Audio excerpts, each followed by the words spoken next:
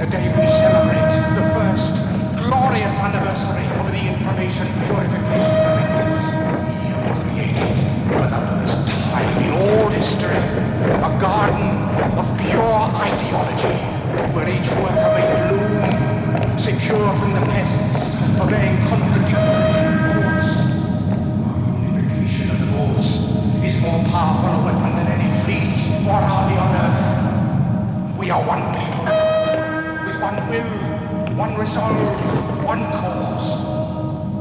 Our enemies shall talk themselves to death, and we will bury them with their own confusion. We shall prevail.